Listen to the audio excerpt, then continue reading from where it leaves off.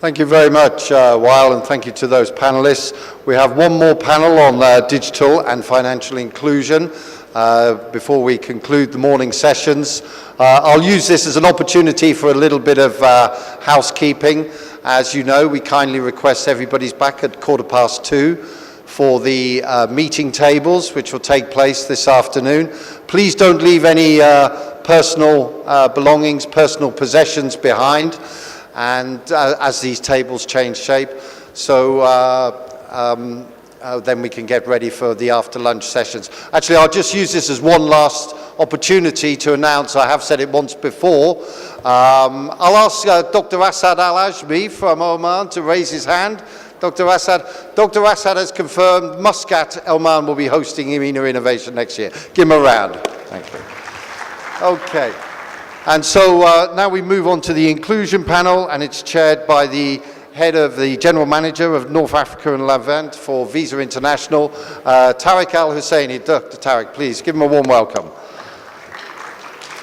Engineer Amro Moussa, who is the Minister's Advisor at the Ministry of Communications, Information Technology for Digital Economy and Information Security. Engineer Timothy Weir, who is the Deputy Director of ICT at the Ministry of ICT in Kenya. Essam Al-Saghir, the Chairman of Egypt Post, who is just walking onto the stage now. So, Chairman of Egypt Post, give him a warm welcome. Okay. Ahmed Beheiry, the CEO of Egypt Telecom. Thank you very much. And finally, Ahmed Attout, Chief Capital Markets, African Development Bank. So, although it is the final panel session, I can certainly say, last but not least, with some very high level and influential people. And Tarek, I'm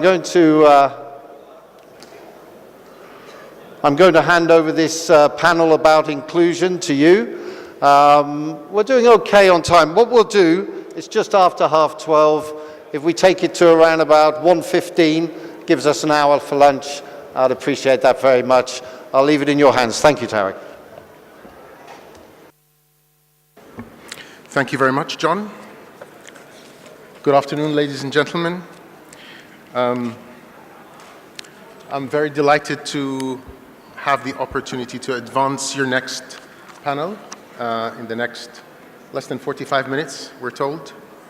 I look forward to talking to the panelists and being able to get their thought leadership around the title of our panel, Advancing Society Through Technology and Financial Inclusion. We have a very prominent panel.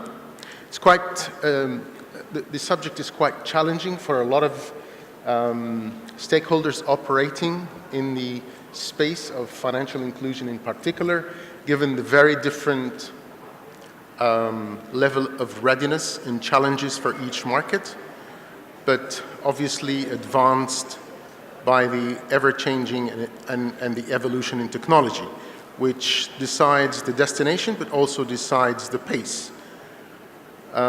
It's arguably thought that our future is really determined by 4 letters, if you like, in many ways. A, B, C, and D. A being artificial intelligence, B being blockchain as the platform, C being cloud and the capacity within cloud that comes to play, and D being data and how we mine data, analyze data to be able to achieve intelligence and prediction. I'd like to follow the order of the seating in trying to get the questions across. I'm going to start with Engineer Amro Moussa. And I understand MCIT, the ministry in Egypt, has a lot of initiatives within this space of financial inclusion in digital economy. I think one of the very big challenges that we have in that space as we venture in a very serious and broad way in Egypt particularly, which is your remit, we have a big challenge with respect to information security, data privacy in particular, which is an essential given to be able to accelerate adoption of the new technologies and the new means that will help financial inclusion, digital inclusion in a society. So would you be kind enough to give us a glimpse of what is done in that space to be able to achieve that confidence on a consumer level? Thank you, Tarek. I will speak in Arabic. أعتقد إن إحنا مهم جدا إن تعريف الشمول المالي أو الفاينانشال انكلوجن،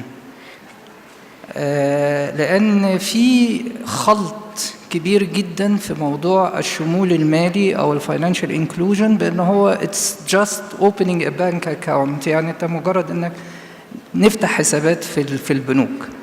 الفاينانشال انكلوجن هو تغيير مجتمعي تشريعي اقتصادي شامل مدعوم ببنية تحتية موثوق بيها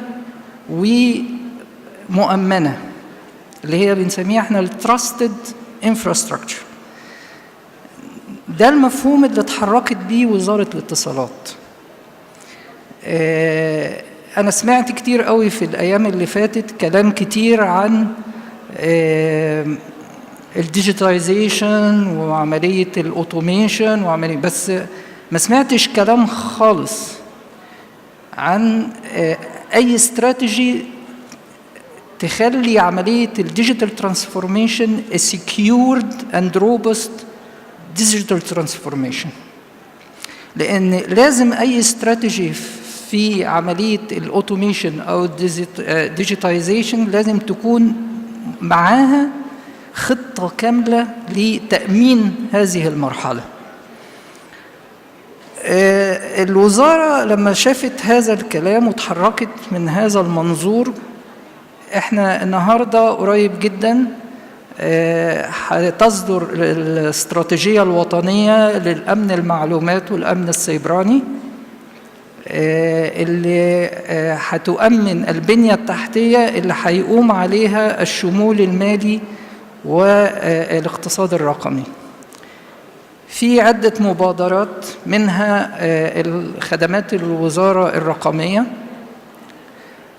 الخدمات اللي بتقدم في شكل دعم، المشروع الخدمي في شكل دعم. برضو احنا بنصحح مفهوم العلاقة ما بين الأمن السيبراني وأمن المعلومات. هناك في اعتقاد أن الأمن السيبراني هو كل حاجة، لكن هذا المفهوم خاطئ. احنا النهاردة بنصلح المفهوم، بنبين أن الأمن السيبراني أو السايبر سيكيورتي is part أو جزء من الانفورميشن سيكيورتي. لأنك لما بنتكلم النهاردة على البرايفسي هي جزء من الخدمات اللي بتؤمنها one of the main pillars of information security، أو واحدة من الدعامات الأساسية للinformation security، وهي الconfidentiality. لأن زي ما أنت عارف في كفيزا طبعاً معايير PCI DSS كان جزء منها هي عملية الحفاظ على سرية البيانات الشخصية للمتعاملين بكروت الكريدت كارد أو الديبت كارد. ومن هنا كانت الجزئية اللي بتتحرك من خلالها الوزارة بترسم النهاردة أو بتضع النهاردة الأسس لتأمين البنية التحتية للاتصالات وتكنولوجيا المعلومات، اللي من خلالها هيتم بناء الاقتصاد الرقمي وبناء موضوع الشمول المالي. فهي دي الأسس اللي احنا بنتحرك بيها. Thank you. When we think of Kenya, at least those who are in the deeply involved in the financial inclusion space, when we think of Kenya, we look to Kenya and the experience with mobile payment as the model around Africa and even beyond Africa through the model in M-Pesa. And it's very well known for that. How is the ministry in Kenya keep space with the disruptive technology that is coming? Now that the foundation has been built, excellent adoption from the consumer perspective, convenience and pricing has been also reached to a great level to where it should be,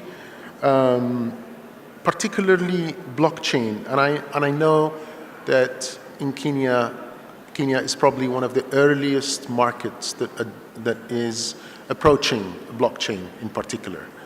Would you be so kind to share with everyone the experience and the thought behind that, and how do you see it in the near future?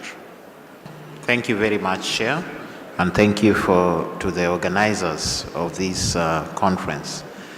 The M-Pesa platform is well established in the fabric of Kenya for almost all operations, and all payments have already adopted M-Pesa as a mode of payment. And it has developed such that we even have now cross-border remittances from and into the country. Our view at the moment is that M-Pesa will be a base upon which other services will be created, and it may not change much in the foreseeable future. So it is a building block, a foundation, upon which the other services are being created, all payment services, e-government services. You can use M-Pesa from the poshest five-star hotel down to the roadside kiosk to be able to transact. However, there is a task force on blockchain that has been formed, and it is looking at how we can adopt blockchain technology into M-Pesa and other areas of our operations. The reason why we are looking at adopting blockchain technology is because of the security. We've had a lot of instances of fraud in M-Pesa transactions. There's still low literacy in ICT. So it is thought that the adoption of blockchain would be able to assist in this area. Another area where we are looking at implementing the blockchain technology is with the land records and titling, to be able to have records that can't be tampered with easily, and also in the academia, where we're talking about the certificates and certification management. Yes, thank you. Thank you. Mr. Essam, the Post is obviously, like a lot of other markets, especially emerging markets, has both a social role and has a level of penetration probably in most of the markets, and particularly in Egypt, beyond the reach of the banks itself, collectively. What is the strategy of the Post in Egypt to advance financial inclusion? We've heard earlier on the panel that financial inclusion is not only about opening a bank account, but a set of other services that enables the adoption of consumers at all different levels below the B socioeconomic groups, and possibly B and A as well. So what is the strategy in the Post to be able to advance that? Thank you. Just very briefly, what's the capacity of the Post? We have 4,000 branches with a 50,000 employee serving around 24 million saving account and current account on the Post. We hand over page for about 7 million citizens. So we are almost serving a third of the population of Egypt visiting the post office every month. Overall walking customers or citizens to the post offices is around 14 million citizen, they walk into our branches every month. That's just to give us the capacity and the size of the post. For the last 3 years, the main focus was on transformation, depending completely on the technology. First of all, to automate our process, because if we don't have a fully automated process, we will never be able to talk about e-services, transformations, and so the main focus was to have a proper infrastructure to automate our service, to open different channels for our customers to access the services. So all this investment for the last 3 years, what it did, it gave us now the ability to be the government service platform. Any government service today will be launched from the government, or even a non-government service. The main service provider is a post office. Why? Because in every 3 kilometers, 5 kilometers for any citizen will have a post office. But it's a challenge and opportunity in the same time. Challenge to have 4,000 branches online connected, providing the same service with the same quality of service, and it should cover all the services, all needs the citizen will need. 4,000 branches accessing to a third of the populations, so definitely now the post office will be the main arm for financial inclusions. Every family, at least 1 or 2 from every family, actually go to the post office every month. Either pinch or government aids like Takaful Karama. All the process was completely manual. We used to print cartons of a printout for pinch salaries and saving accounts, and the citizen has to visit the same branch. People used to come at 5 a.m., stand on the queue. Today, after we provided a financial card to every citizen and customer has any relation or a business with the post office, you don't find any queues anymore. Customer can visit any branch. We increased the number of accounts by 4 million accounts on the last 2 years. Even with the changes in the financial service with different interest rates offered from the banks, we are increasing the number of citizens, a number of accounts, and even our financial portfolio as well. So what we are trying to do now, after we did automate all the services and providing a different channel from the customer, he can use mobile app, he can use the website, he can use a different ATM, access from any of the ATM around the network. We started to change the habit of the customer. As you correctly said, maybe different or certain category of customers visit the post office. Environment was not the proper environment. Now with the new facelifting, the new branches, with the latest technology, now we started now to access category B, and now we just open the prime branches in Tajammu al-Khamis, and this is one of the prime location and a prime place to serve a certain category of customer. This is complete a change. If we did not do just digital transformations to provide the service with different channel, definitely would be out of the market now. Absolutely. Once we did this automation, we do 1.5 million money remittance, domestic money remittance every month. So we serve 3 million citizens sending and receiving money through the post office every month. This is about 98% of the market share.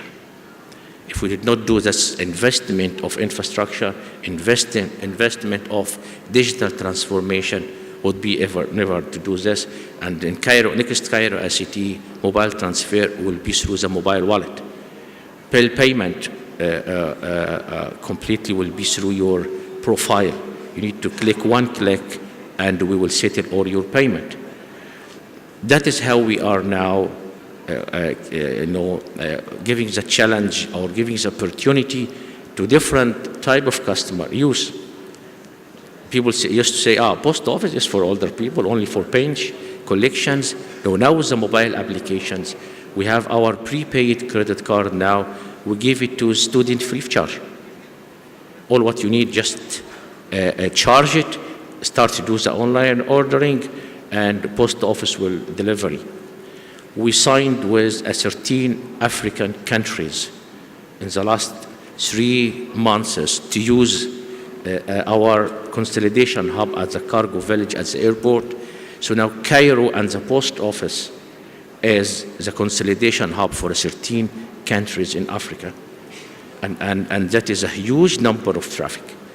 We offered our marketplace to be accessed by all African countries to build their catalog in Ecom Africa initiative, which was initiated by Egypt Post.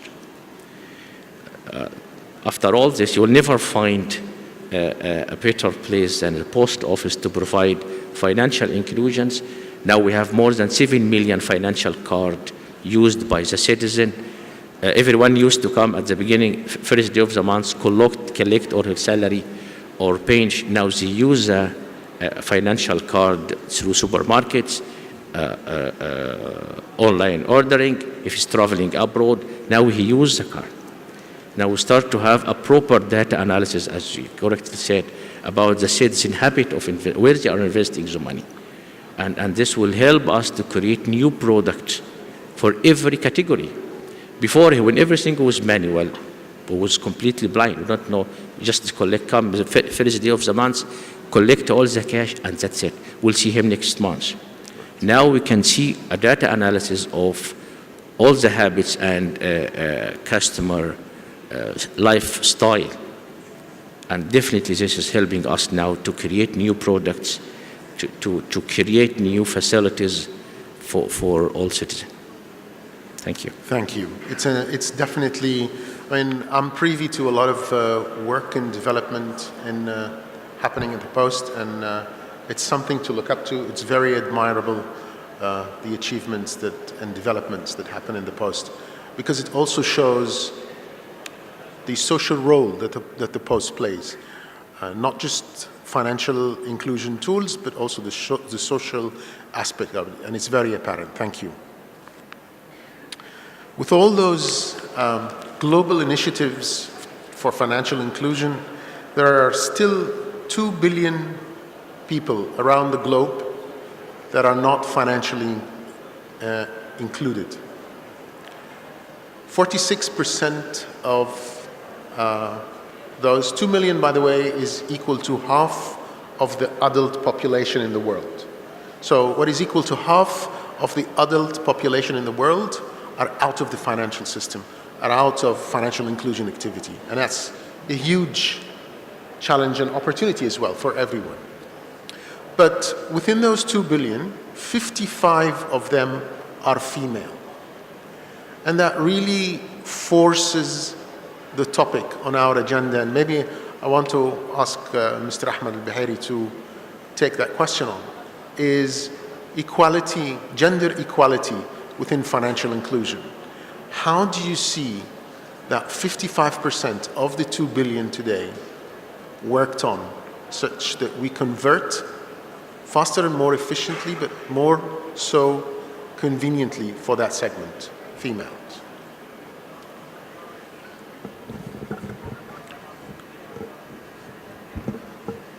Thank you and good afternoon, everybody. Let's start by saying that gender equality is becoming a global consciousness issue. So the United Nations Development Goal number 5 is gender equality in a global level, not only financial inclusion. But if we start by this and then look at financial inclusion, totally agree. It would be very important. And nothing would, I think, make it more clear is there is a famous African proverb: educate a boy and you educate an individual, and if you educate a girl, you will educate a community. So if you financially include one girl, you would financially include the community itself. There are reasons behind the lack of gender equality in financial inclusion. It's clear. It could be literacy, some cultural and some societal barriers. Digital technology would definitely allow for better financial inclusion for women. Now, I recall in 2017 there was the meeting of the Alliance for Financial Inclusion. It was in Sharm el-Sheikh, and it was their global policy forum. Egypt is a member since 2003, and all the nations there agreed to adapt a gender equality program, and they committed to halve the gender gap in each in their jurisdictions. So I think the problem is being identified, realized, and this is what is important, because you cannot solve a problem except if you identify it and believe that it is there. And some action has been taken, and I think it will be, you will see some progress, especially if the AFI, which is the alliance which incorporates the 95 developed countries that really needs financial inclusion, have committed to halve the gender gap in their jurisdiction. So I believe that we started the right route to delivery of such an important goal. Thank you. Strengthening technical capacity, I think, is a very important lever to be able to drive all the important topics that the panelists have been talking about. And I'd like to ask Mr. Ahmed Attout to just give us, from the African Development Bank perspective, two things actually. How do you see regulation and policy that plays the role to enable achieving, strengthening technical capacity so that we can achieve what we're aspiring to, which is substantive reforms in a given market? Your reach is obviously throughout Africa, and maybe if you can give us a glimpse as to how you're using that lever, reform and policy, to achieve that. Sure. Thank you. Yeah, thank you. I think to answer this question, I should start by saying that the African Development Bank interest into financial inclusion and the deepening and the widening of financial infrastructure in general, or financial systems in general in Africa, is on top of our priority agenda. Back in 2014-15, the bank exercised a holistic restructuring by which we fine-tuned the way we are intervening in the financial inclusion and the financial sectors in Africa, by which we regrouped all the bank efforts to support the regulatory environment, the ecosystems, the commercial banks and non-bank financial institutions, to provide more adequate financial services to people living in Africa. Based on this restructuring, the bank now has a standalone department by which we are extending facilities to financial intermediaries to promote access to long-term local currency funding, to promote financial inclusion through alternative financial solutions and innovations. And also we have capital markets department by which we are deepening and widening the capital markets in Africa. So talking about the regulatory environments and how we support them on the technical side and also on the financial side, the bank has come up with two very attractive initiatives. First one is the Africa Digital Financing Initiative, or the Africa Digital Financing Fund, which is in collaboration with our partners, the Gates Foundation, by which we, the African Development Bank and Gates Foundation and other development partners, we are working closely with the policy makers, we are working closely with commercial banks and also central banks to put in place the necessary rules, procedures, capacity, ways, better options to set up supervisory institutions, how to develop the products and how to expand the products. Mobile banking is on top of our list of activities. We are looking closely to the successful experience in Kenya, the M-Pesa, how successful, it's a beautiful experience, if I should say. And also we are looking at Fawri in Egypt, we are looking at the Imbir in Ethiopia. So going forward, the bank is more and more focusing on creating a more enabling environment, working with the operators, working with the telecom companies and also with the local stakeholders to ensure that financial inclusion is being promoted and being pushed. Also talking about the gender empowerment, the bank also came up with a very innovative way of promoting gender equality and women in business access to finance by setting up the affirmative finance action for women in Africa. It is a very innovative structure by which it's only targeting women in business.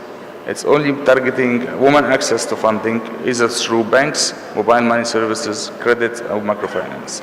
I think I will stop here and then we can continue later. Thank you. Very informative. We're going to circle back to Amro again. And probably it would be useful if you can talk us through specific strategic projects that MCIT is working on within the space of payments and government-to-consumer payments in particular. Within the government, how MCIT is enabling the technology platform, the data that is required to enable financial institutions. And we've heard earlier how the Post, Mr. Saghir told us very clearly how the Post is playing an integral role in driving that and will eventually become the lever to push money, government to consumer payments, and probably the other way around on acceptance. But it would be very useful for everyone, certainly for me as well, to understand specific projects that the ministry is working on to enable that.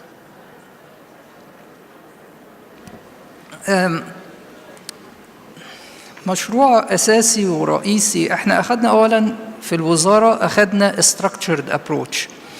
يعني احنا حددنا من أين ننطلق وكيف ننطلق زي العالم كله ما اشتغل. هرجع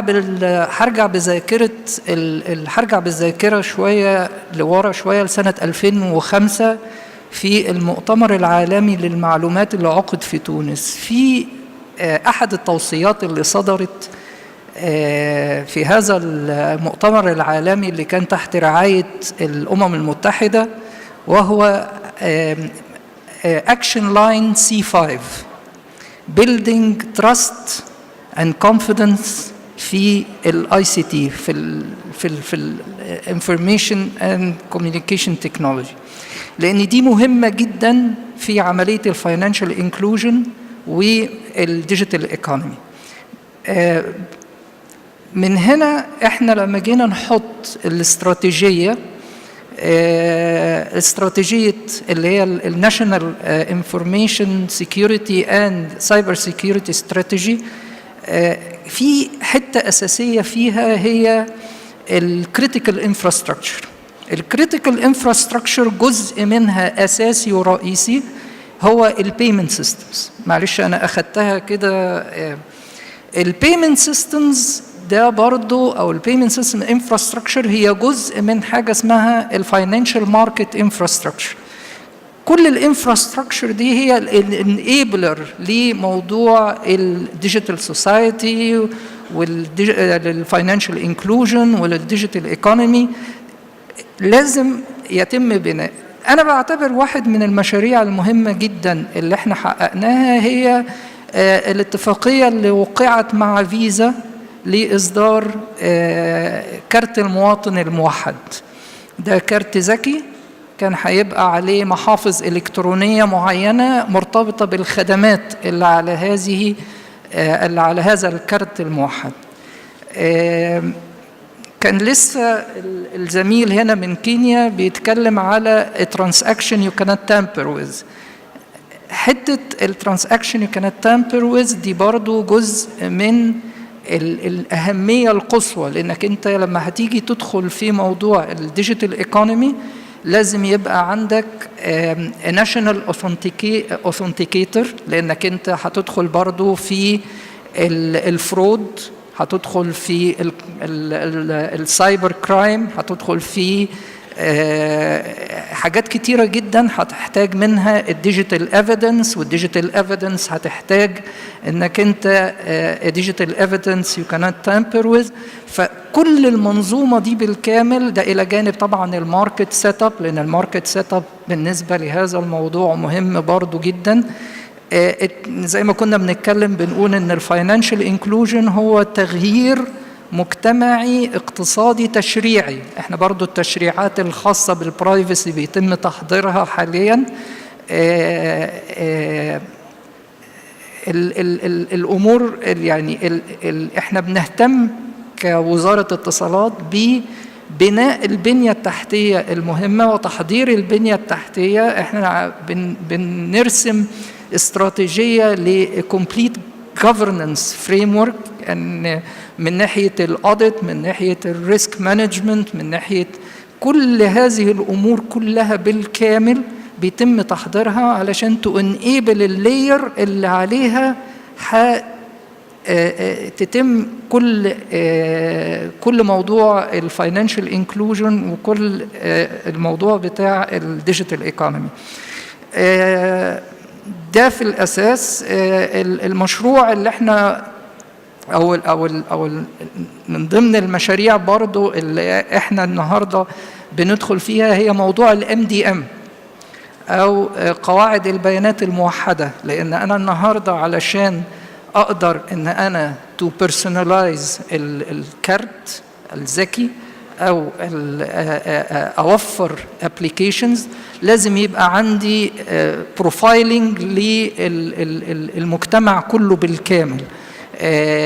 فاحنا انجزنا الحمد لله، الوزاره انجزت موضوع قواعد البيانات الموحده بالنسبه للدوله المصريه، وبناء عليها هتبتدي تعطى الخدمات. احنا برضو داخلين في الديجيتال ايدنتيتي او الهويه الرقميه، لان ده برضو مهم جدا، لانك انت النهارده لما بتنتقل من الواقع العادي اللي احنا متعودين عليه الى الواقع الرقمي يبقى لازم يكون هناك هويه رقميه. الهويه الرقميه دي مرتبطه بالديجيتال سيجنتشر او التوقيع الالكتروني، علشان برضو يبقى في liability على الواقع الرقمي او العالم الرقمي. يبقى في عندك liability infrastructure، تقدر ما يبقاش عندك non repudiation كحاجة برضو من الحاجات المهمة جدا في موضوع البيمنت. دي منظومة كاملة احنا النهاردة بنتحرك من خلالها في الوزارة. بالترتيبات دي كلها بالكامل بيتم التحضير ليها حاليا، لأن دي الانفراستراكشر اللي احنا هنتحرك من خلالها ونبني بيها الفاينانشال، نبني من خلالها الفاينانشال انكلوجن والديجيتال ايكونومي في مصر. Thank you. Mr. Timothy, I was quite inspired by the notion of the Pasha centers within communities in Kenya that enables the inclusion of the marginalized socioeconomic groups within Kenya. Would it be possible to give us a glimpse and just how this idea came about, and how is it driving, or is it driving the way you expect financial inclusion to those marginalized groups? Thank you. Pasha centers have since changed into what we call constituency innovation hubs. And they are based in the parliamentary constituencies all over the country. The plan is to have about 4 of these hubs in each constituency. The center is basically a computer lab, but with enhanced functionality. The lab has broadband connectivity provided for by the government. There are computing devices. We have computers, laptops, tablets that the people in the constituency can be able to use. There are some free training programs for digital literacy, basic entrepreneurship, and general governance that are given in these innovation hubs. The idea is to enable the youth to be able to tap into the digital employment sphere, to be able to get work, digitally enabled work overseas, and also to be able to get e-government services.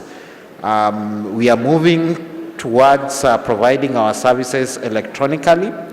There's a platform called e-Citizen, from where registrations for driving licenses, birth certificates, payment for passports, licenses, and other government services can be done online, also enabled by the M-Pesa technology that I've just talked about.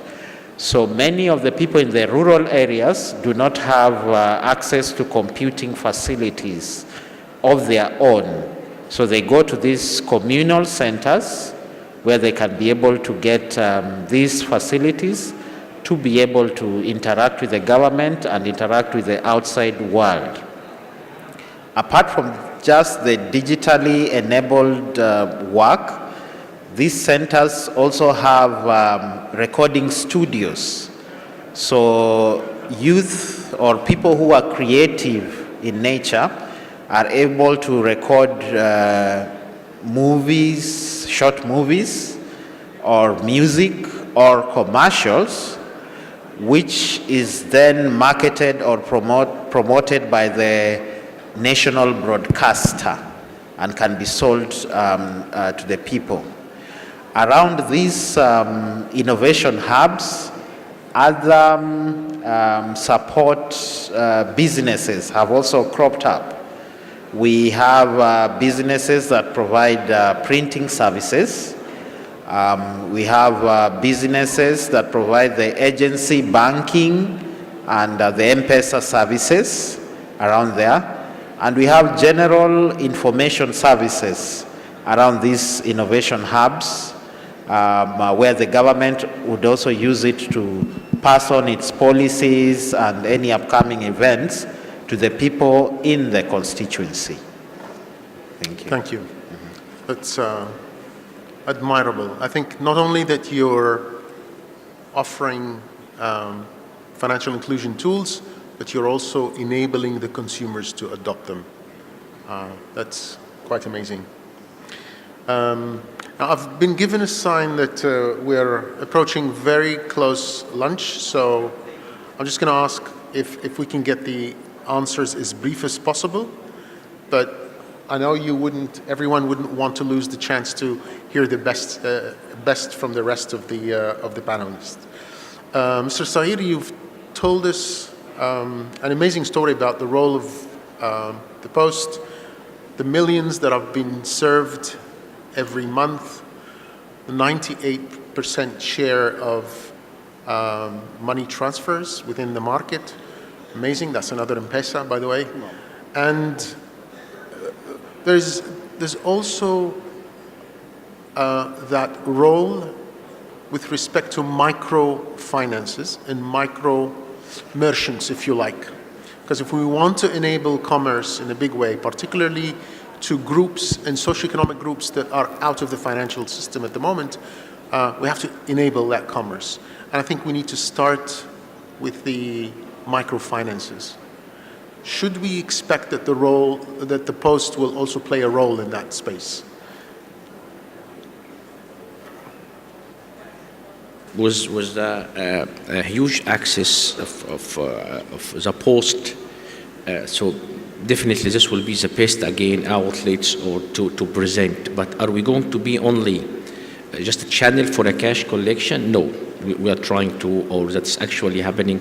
A lot of meeting for the last 2-3 weeks. What exactly will be the best role for the Post to play for a microfinancing? I mean, one of the ideas that is the post will offer a full package of a microfinancing.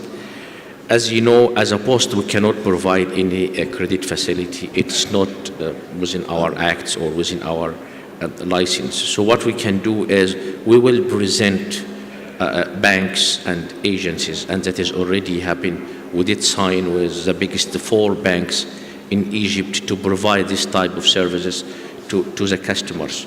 So we will be the front end where the customer can register, can apply.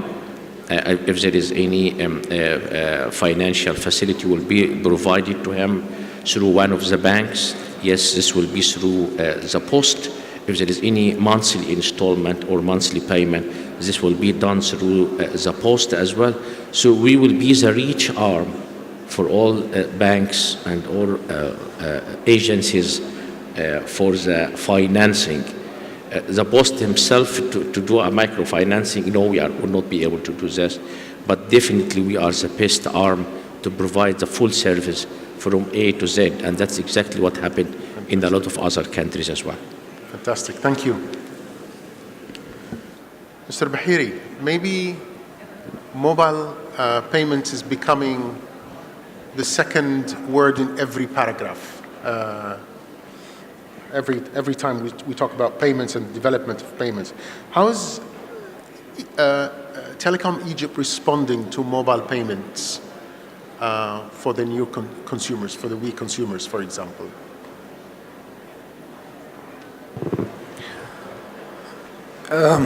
You may know that we launched We as our retail offer, retail brand. So we just entered the mobile world. And hence, you can say that entering the mobile world actually was the start of Telecom Egypt being a real player in financial inclusion. We are in the middle of developing our first mobile wallet with a leading bank. But let's face it, mobile wallet in Egypt still talking about recharge of mobile recharge and bill payment. To reach financial inclusion, it's beyond digital technology. Financial inclusion needs 2 things. It needs people reach and needs policy changes. So what mobile technology can do actually the first part, which is the people reach. And every time we talk what is the difference between the financial inclusion experience in Egypt and the financial inclusion experience in East Africa, for example, it's very simple. It's the difference in the financial policies. So we could talk a lot about financial reach as much as financial inclusion as much as we can, but without the change of the financial policies, we will not reach there. So you were just talking about microeconomic, for example, help for individuals that we see on the ground in East Africa today. This happened through policy changes that would allow mobile operators to give daily loans or weekly loans for individuals. This could create economic cells that could really enrich the global economy. So government and financial institutions should create a habitat, a space for fintech to innovate. Regulatory bodies should start applying not a non-risk financial inclusion system, because this will never allow for financial inclusion. But it is a risk-based financial inclusion system that really balance between safety and imposing some regulation that will allow the masses to come in. And this is where the mobile operators linked to the banks happened in East Africa. So back to Telecom Egypt, mobile wallet will be there few months from now, hopefully, and we'll be ready to move as much as the system allow us into the financial inclusion system. Hopefully. We wish you good luck with that. Thank you. Mr. Attout, may I ask you in just bullet points, because we're over time, the role of SMEs and SME initiatives in financial inclusion. How would that accelerate or enable, in a more conducive way, financial inclusion to the society? Sure. Yeah, I think the question, I mean, the role of SMEs itself is very clear, and there is no need to discuss it. So in bullet points, what can we do for SMEs to be more, or to help us in the financial inclusion endeavors? That we need to help them to be formalized. We need to help them to be working in enabling working environments. We need to promote their access to adequate funding, and also to technology, knowledge, and technical support, access to data and information through mobile services. One of our panelists was talking about the monitoring and the evaluation, and the importance of having monitoring and evaluation and analysis of the future results is also key for SMEs to play a bigger role in the future. Last but not least is that more SMEs equal more jobs, equal a future which is more peaceful and more, it's a better future for everyone. So this is an important role for us at the African Development Bank, and to play to support the SMEs in Africa in general, and in North Africa in particular. And I will end by saying that this is your bank, so leverage your bank. Our investments are all responsible. Use our balance sheets, leverage our technical expertise and local presence as well. Thank you. Thank you very much to the panelists. I'm just going to close with a couple of words on an initiative that Visa Inc. has globally. It's a global initiative by Visa called Visa Everywhere. You're going to see a very short video on that very quickly. Just 2 words on this. I think the role of large companies in general, particularly in the technology space, is not so much to work against fintechs and startups, but it's so much providing the world stage for fintechs and small companies to enable to bring their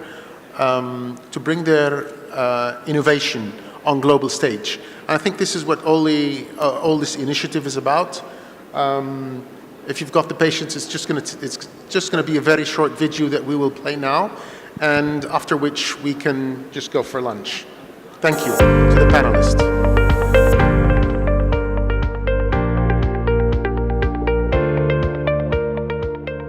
This is exactly what Dubai needed, you know, the big blue chip organizations getting involved in the startup scene. You know, pleasure to be a part of it. And 通过 Visa 的这样的一个多元化的多资源的这样的一个平台，我们可以接触到更多的合作伙伴，然后把我们的概念、把我们的能力、把我们的想法。The Visa relationship is going to open a ton of doors in that space, and it gives us a lot of validity. You know, really excited to get this pilot moving and really start working with Visa in a closer way. Winning the competition will do amazing things for us. Not only will it show commercial viability for the product that we're building, it'll also allow us to work with one of the biggest companies in the world and work with them to make sure that personalization in travel is something that's taken seriously across the globe. Today we've won $25,000. But more importantly, we've won the opportunity to work with Visa a lot closer. And so for us, that $25,000 is absolutely meaningful for the business, but from a long-term perspective, the ability to say that Visa is a customer of ours, to say that Visa is a partner of ours, is something that you can't put a value on. The thing I'm most looking forward to partnering with Visa is working with some of their APIs, such as the transactions APIs, so that we can provide our customers with the best experience possible and take things from the UK and Europe to a worldwide level. The bootcamp the past few days has been an incredible experience, not only connecting us with the different companies that have arrived to Miami, but also connecting with Visa and different banks that are working in the region. I have to encourage you to apply because it has been so transformative for our company. Not only winning $25,000, but also working with Visa beyond the competition has been so powerful from a brand association standpoint and also from a revenue standpoint. So fill out the application.